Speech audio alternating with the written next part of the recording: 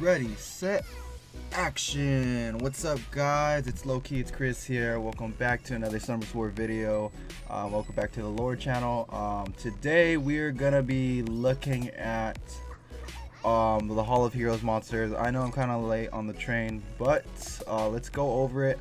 We're gonna look at this from a perspective of, as a beginner player, do you want to use them? Does he have a use? Is there a way you can utilize them in your comps for better use? So let's get right into it. So in the event page, you should be able to notice that there will be an event that shows Hall of Heroes now open.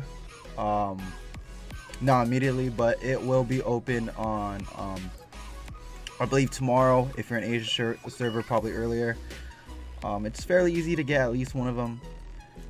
They made it so that even beginner players could at least get one of them. So if you've been playing for at least a few weeks, you should be able to get one. I'm not sure how it goes, but okay, looking at this, it's going to be the Water Barbaric King. He looks pretty decent. No one's some people use him. He's not that well known, but let's look at him in the monster box. Let's see what we can make out of him. Let's see here. But overall, the BKs, the light and dark ones are really good. So if you're a late game player and you're looking at should you actually farm him, yeah, use him for fodder for whatever time you're gonna get a light or dark Barbaric King, because both of those are really great units. They do really well in RTA. There's some top tier units. Okay, let's see. So Aegir. Okay, let's look at Aegir. So he has a Guild War leader skill 33%, which is pretty decent. HP all monsters 33%. That's pretty good for a 4-star. Same as the very most HP, but for no restrictions on it. Let's look at the first skill first. Yeah, let's look at the first skill. Penalty.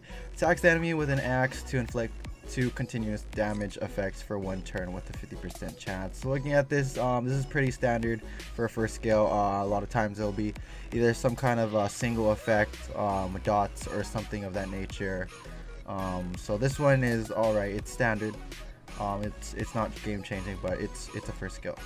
Okay, the second skill attacks the enemy with a harassful axe, leaving a branding effect for 2 turns and increasing your attack bar by 50%. The target with the branding effect will receive 25% increased damage. So looking at this, I'm not sure how the cooldowns go, but if it can go to 2 cooldowns, that'd be extremely great. This thing will be popping off a lot. So look into him, see if he goes to 2. That'd be great. If he does go to 2, branding, a 2-turn branding effect, which would be great.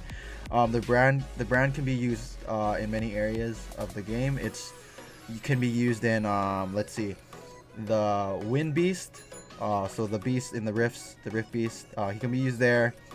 Since he's water, you can actually opt for using him in your Dragon's B10 team as one of your nukers.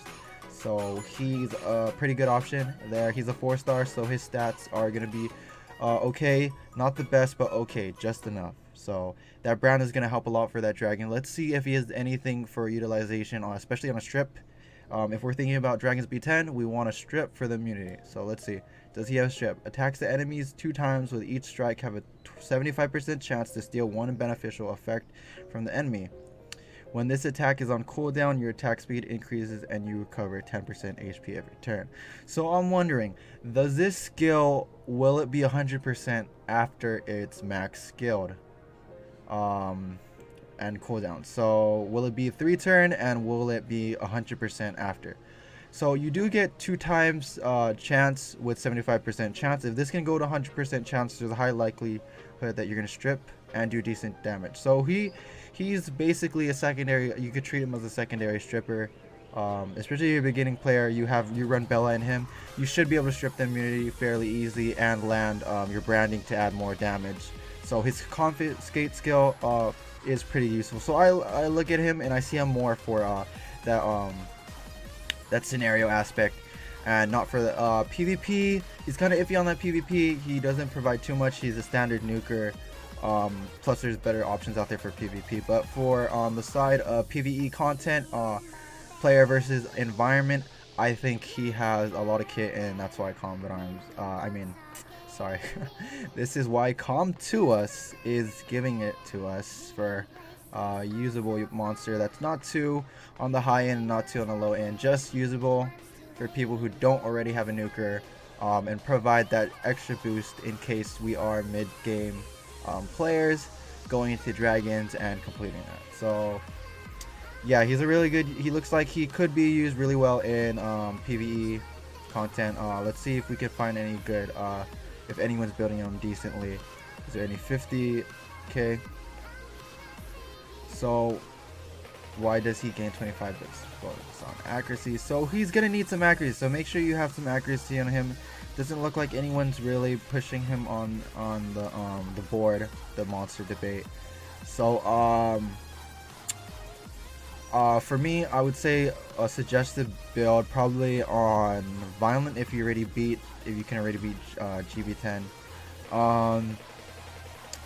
Swift or attack runes, or with some focus sets. You want to make sure that accuracy enough. And if you're running a speed team with him, make sure he's moving right after Galleon and moving just right after, right before your Vertiheal, if you do have one. Okay, you don't necessarily need a Vertiheal, it just makes your life more easier, but since he's a water, he has elemental disadvantage against the dragon, which will make your life much more easier. Okay, so I'd say Fatal Blade or Swift Focus, or somewhere around that range. Speed, attack crit damage, or speed attack HP for a little survivability if you're running a slow comp, and use that. So just look at variably, he's your attacker, so have him attack and a decent speed just between. So he has to be in between your Galleon and your Verd if you're running a speed comp. Other than that, if you're running a slower comp like a Bella comp, you want him moving right after Bella so you can get that that attack in there. So at least he can Bella can strip. If not, he can strip, and then your other units can use. Okay, so he looks like he can be useful. He's not something you can just you don't have to fodder.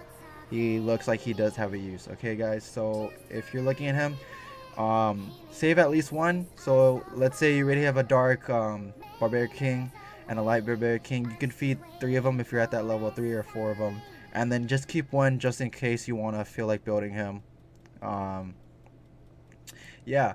Okay, thanks guys. Thank you for watching this video. Please leave a like, subscribe, and leave any suggestions.